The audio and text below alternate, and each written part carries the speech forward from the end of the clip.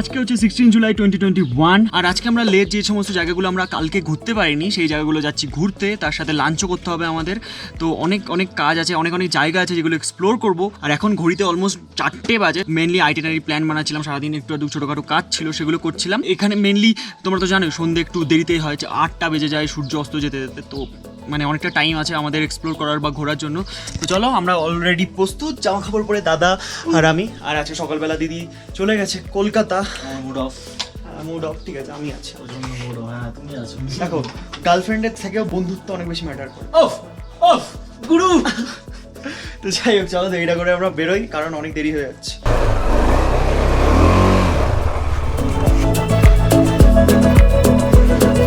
মানে বাইরে বেরোলে একটা আলাদা এনার্জি চলে আসে, দেখো এই আকাশ এই সব কিছু দেখে।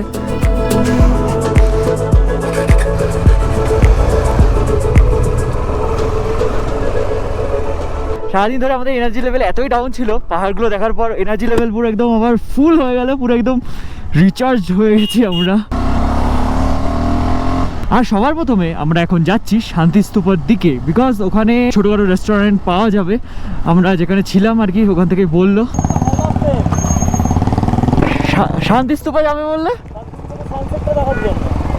ওকে ওকে বন্ধু, আমরা প্ল্যানে একটু চেঞ্জ করলাম। চেঞ্জটার কিছুই না, যেটা ফার্স্ট প্ল্যান ছিল আমাদের, ফার্স্টে আমরা যাবো হচ্ছে হল অফ ফেম, তারপরে আমরা যাবো হচ্ছে এই দিকে মানে শান্তিস্তূপার দিকে, বিকজ আমাদের একটু খাবারও খেতে হবে। তো খাবারটা খেয়ে হল অফ ফেম ঘুরবো, তারপর শান্তিস্তূপা থেকে এখানে সুন্দর ভ্যালির সানসেটটাকে এনজয় করব।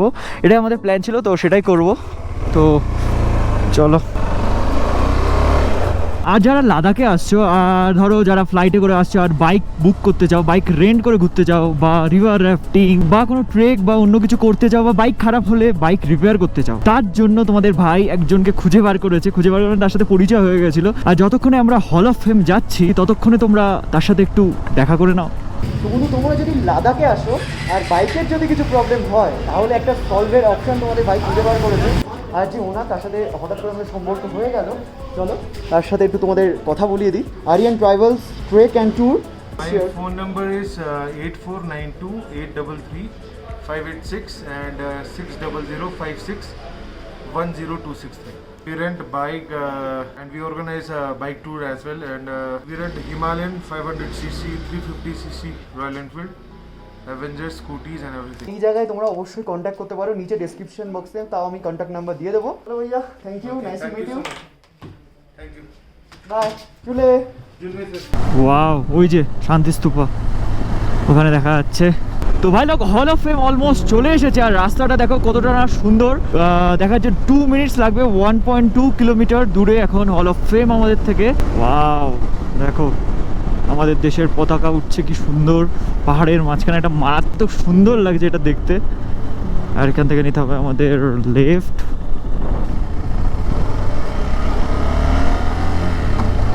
আর বন্ধু, এই যে আমরা এখন পৌঁছে গেছি হল অফ ফেম। আর দেখতেই পাচ্ছ তোমরা কত কিছু রাখা এখানে, এই যে হল অফ ফেম লেখা। দেখছি, দেখা যাক বাইকটা কোথায় পার্ক করা যায়। স্যার বাইক কাহা পার্ক কর সকতে? জলদি आओ, বন্ধ होने वाला है। আচ্ছা,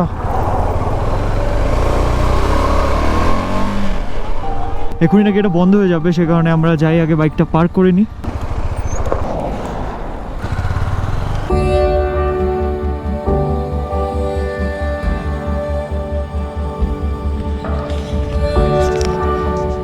তো বন্ধু, আমরা ফাইনালি এন্টার করে ফেলেছি hall of fame. Mainly last দুটোই টিকিট ছিল, আর 4:30-র ভেতর এটা ক্লোজ হয়ে যায়। আমরা ভীষণ লাকি যে আমরা এর মধ্যে এন্টার করতে পেরেছি। আর এখানে পার হেড টিকিটের দাম হচ্ছে 200, অ্যান্ড তুমি যদি ক্যামেরা বা ভিডিওগ্রাফির জন্য কিছু নিয়ে আসো, সেগুলো ভিডিও করতে গেলে 100 টাকা। আর ফোন বা স্টিল ক্যামেরা হচ্ছে 20 রুপিস। আর ভেতরে মেনলি যত সব ওয়ার হয়েছিল, যা সব যুদ্ধের জিনিসপত্র সব কিছু রাখা আছে, মানে কাইন্ড অফ মিউজিয়াম এটা। তো সেটাই এখন অনেকটাই ঘুরতে হবে আমাদের, অনেকটাই দেখতে হবে। তারপরে লাইট অ্যান্ড সাউন্ড শো হয় এখানে, সেটাও দেখবো। সেটা 8:30-র দিকে। তো দেখা যাক, সবগুলো এক্সপ্লোর করবো। তো এখন একটু বাইরে এসেছিলাম এই জায়গাটার ভেতরেও চলো তোমাদের দেখাচ্ছি সিনেমাটিক ওয়েতে। ওকে,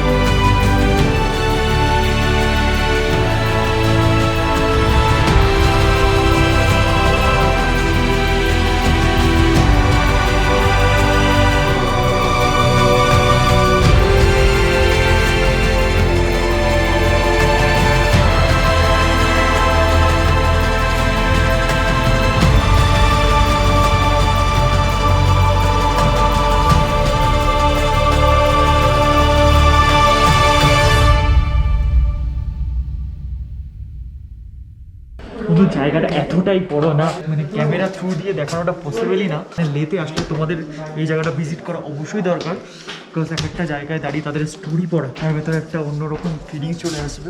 তো আমরা ঘুরছি এখনও এর ভেতরে, আর হিউজ, মানে অনেক কিছু আছে।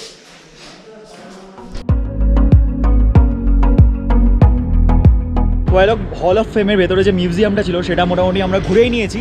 আর তোমরা তো দেখেছিলে আমাদের খুব খিদে পেয়ে গেছিলো, সে কারণে এর ভেতরেই একটা ক্যাফেটেরিয়া ছিল, তো সেখানে চলে এসেছি এখন আমরা। আর রাত 8টার দিকে এখানে একটা লাইট অ্যান্ড সাউন্ড শো হবে, সেটাও আমরা দেখবো। ভাবছি এইটা ঘুরে এখান থেকে খেয়ে আমরা একটু শান্তি স্তূপাটা ঘুরে আসি, দেন 8টার দিকে এখানে আসবো। আর বাকি যে সমস্ত জিনিসগুলো কখন খুলবে সেগুলো আমরা এক্সপ্লোর করবো। এই ক্যাফেতে তো চলে এসেছিলামই, বাট পেট ভরার মতো সেরকম কোনো খাবারই নেই, জাস্ট আসছে পেস্ট্রি আর ডোনাট। আমরা বললাম ভাই তুমি তাই দিয়ে দাও। আর এখন ঘড়িতে বাজে 5টা 1, মানে এখনো 3 ঘন্টা।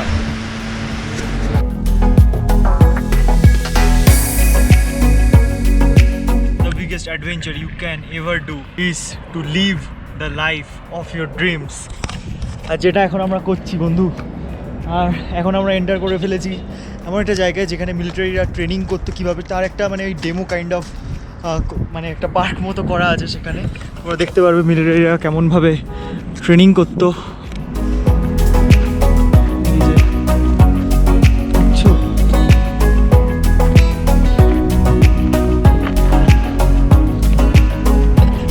এখন ঘড়িতে অলমোস্ট 6টা বেজে গেছে। তো এই জায়গাটা ঘুরে আমরা একটু যাব হচ্ছে শান্তি স্তূপার কাছে, ওখান থেকে সানসেটটা দেখার পর এখানে আবার আসবো। মেনলি আমরা যে টিকিটটা কেটেছি না, ওটার ভ্যালিডিটি 7 ডেজ, মানে 7 দিনের মধ্যে আমি যখন তখন এসে এখানটা ঘুরতে পারি। এটা হচ্ছে আমরা জানতে পারলাম এক্ষুনি, তাই ভাবলাম তোমাদেরও জানিয়ে দিই। আর ওখানে দেখো একটা ট্রাক, বাপরে। আর একটা জিনিস হচ্ছে ভাই, লের ওয়েদার বিভৎস ড্রাই। আমরা যতই জল খাচ্ছি, জল কোথায় চলে যাচ্ছে কে জানে।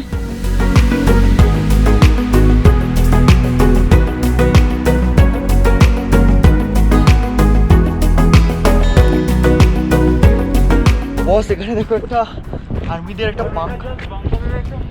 বাংকারের ডেমো তোমাদের দেখাতে নিয়ে চলছি, মানে মডেল কাইন্ড অফ জায়গা।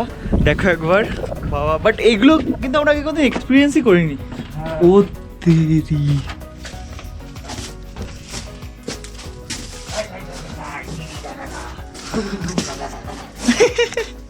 যখন যুদ্ধ হয় তখন ভাবো কেমন হয়। এই বান্ডিটা কি লাগবে নাকি?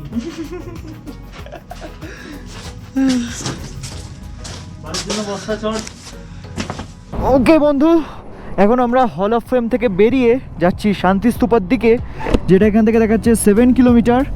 আর 6:30টার মধ্যে আমরা ওখানে পৌঁছে যাব। আর দেখতে পাচ্ছ সূর্য এখনও অস্ত যায়নি, তো আমরা এক সেকেন্ড ওকে, তো দেখতেই পাচ্ছ সূর্য এখনও অস্ত যায়নি, তো আমরা সূর্যাস্তটা ওখান থেকেই দেখবো।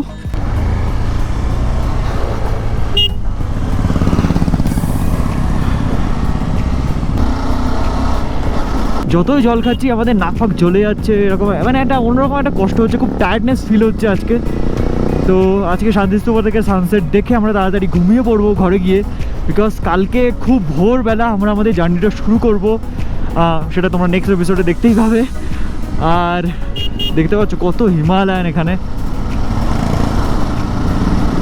বন্ধু। আমাদের রাইট সাইডে আমরা দেখতে পাচ্ছি ওই যে শান্তিস্তূপা, 2.9 কিলোমিটার বাকি এখান থেকে। আর সূর্য অস্ত যাওয়ার টাইম প্রায় হয়েই এসেছে, তো আমরা যতটা তাড়াতাড়ি সম্ভব পৌঁছানোর চেষ্টা করছি ওপরে। বাট সানসেটের টাইম এখানকার আকাশ থেকে শুরু করে সব কিছু একটা পুরো একদম মায়াবী পরিবেশ ক্রিয়েট হয়ে যায়। ওই যে চলে এসছি অলমোস্ট শান্তিস্তূপা, আমরা এখান থেকে দেখতে পাচ্ছি। ওয়াও,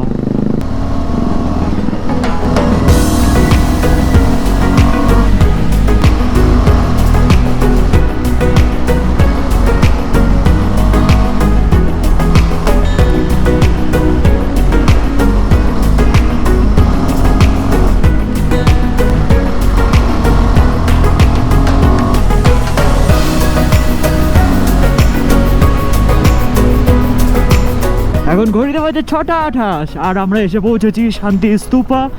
এই যে লাদাখ শান্তি স্তূপা লেখা আছে আমাদের লেফট সাইডে। আর চলে এসছে অলমোস্ট। ওখানে তো অনেক লোকজন দেখছি।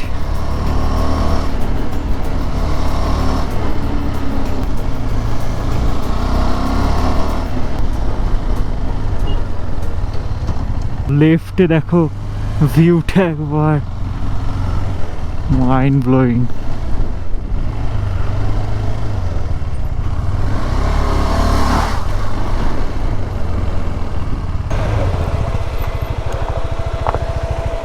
তো ফাইনালি এখন আমরা চলে এসেছি শান্তি স্তূপার ওপরে, আর এখান থেকে সানসেট দেখার মজাটা এখন আমরা নেব। Look at the view.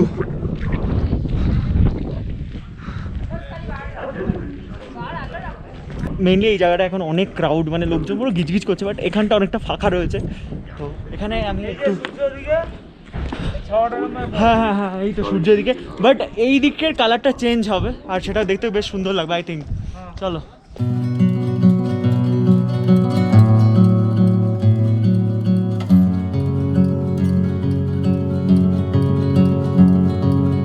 এখন শান্তি স্তূপা থেকে বেরিয়ে এসে আমরা চলে এসেছি হল অফ ফেমের সেই লাইট অ্যান্ড সাউন্ড শো দেখার জন্য। আর এখন ঘড়িতে 8:10 মতো বাজে, তো ওটার একটা এক্সপিরিয়েন্স আমরা করতে চলেছি। তারও একটা ছোট ঝলক তোমাদের সামনে তুলে ধরবো, জাস্ট ওয়েট অ্যান্ড সি।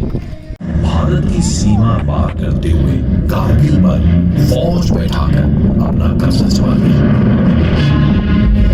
इस काम में पाकिस्तान ने अपनी स्पेशल सर्विसेज ग्रुप और 5 से 7 उत्तरी लाइट इन्फेंट्री बटालियनों का इस्तेमाल किया। बड़े ही फख्र से उन्होंने इस युद्ध को नाम दिया ऑपरेशन बद्र। इरादा था कश्मीर और लद्दाख को जोड़ती कड़ी को तोड़ना। देखते ही देखते द्रास सेक्टर के निचले मुश्को घाटी, बारपुरा रिज लाइन, कारगिल के आसपास काक्सर बटालिक सेक्टर, चोर बाटला सेक्टर और सियाचिन के दक्षिण में तुर्तुक सेक्टर पर पाकिस्तान ने कब्जा कर लिया था। 3 मई 1999 ऊंची पहाड़ियों पर पशुओं को चराते चरवाहों ने बटालिक सेक्टर में बंजू के पास पठानी सूट पहने कुछ संदिग्ध लोगों को बंकर खोदते देखा। चरवाहों के मुखिया ताशी नामग्याल ने तुरंत इसकी सूचना भारत सेना को दी। सेना आकर ले आई और पेट्रोलिंग यूनिट ने उन बंकरों पर नजर रखना शुरू किया। मिशन का नाम था ऑपरेशन विजय। जवानों, दुश्मन भर की चादर ओढ़ के छिपा है, सोचता है हमें दिखेगा नहीं, लेकिन उसे पता नहीं अब हमारी आंखें खुल चुकी है। हमने देख लिया है उसे, अब उसे देखना है हमारी मां की इज्जत पर जो हाथ डालता है, उस हाथ को हम उसे कंधों से उतार के फेंक देते हैं। भारत माता की जय। पाकिस्तान की सेना सरहद पाकर बहुत अंदर तक पहुंच चुकी थी और उनको पीछे से हर तरह से तोपों और लड़ाकों की मदद मुहैया की जा रही थी। कारगिल, द्रास और बटालिक में दुश्मन को उखाड़ फेंकने की जिम्मेदारी general officer commanding 8 mountain division major general Mohinder Puri के जिम्मे थी। कारगिल में लड़ाई शुरू हो चुकी थी। जनरल बीपी मणि के नेतृत्व में लड़ी गई कारगिल की जंग अपने आप में एक मिसाल है। 18,500 फुट की ऊंचाई पर कैप्टन हनीफुद्दीन की अगुवाई में राजा रामचंद्र की जय के उद्घोष के साथ 11 राजपूताना राइफल के जवान दुश्मन पर टूट पड़े। दुश्मन की भारी गोलाबारी हुई। कैप्टन हनीफ गोलियों की चपेट में आ गए। तब तक लड़ते रहे जब तक पॉइंट 5990 पर भारत का झंडा लहराया नहीं। उसे देखने के बाद ही कैप्टन हनीफुद्दीन की सांसें रुकी और वो शहीद हो गए। उनकी वीरता के सम्मान में आज उस इलाके का नाम सब सेक्टर हनीफ हो चुका है। उन्हें मरणोपरांत वीर चक्र से सम्मानित किया गया।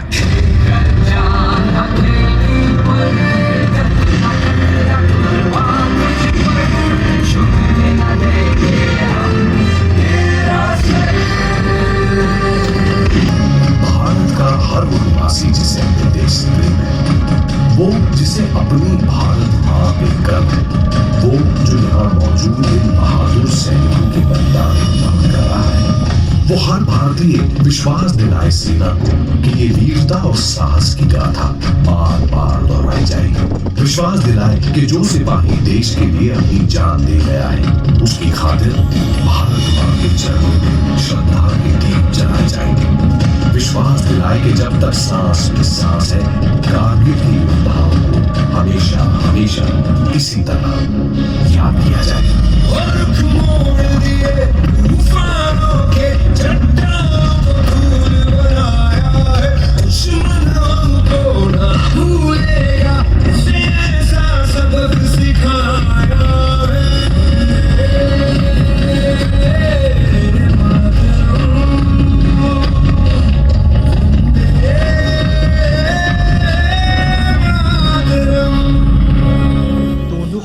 থেকে আমরা লাইট অ্যান্ড সাউন্ড শো দেখলাম, তোমরা তো দেখতেই পেলে।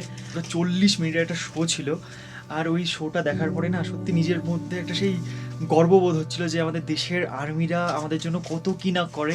আর মানে গার মধ্যে সত্যি কাটা দিয়ে উঠছিল যা মিউজিক আর তাদের গল্প শুনে। মানে তোমরা যদি লেতে আসো অবশ্যই ওই জিনিসটা ভিজিট করো। অনেকে ভিজিট করে না আমি দেখেছি, বাট আমরা এক্সপিরিয়েন্স করলাম, মানে দুর্দান্ত। দাদারও অসাধারণ এক্সপিরিয়েন্স ছিল। ও দাদা, তোমার কেমন এক্সপিরিয়েন্স ছিল? অলমোস্ট একটু ইমোশনাল হয়ে গেছিলাম দেখে, বাট মানে এক কথা অনুভূত, মানে আমি গর্বিত এই ভারতবাসী।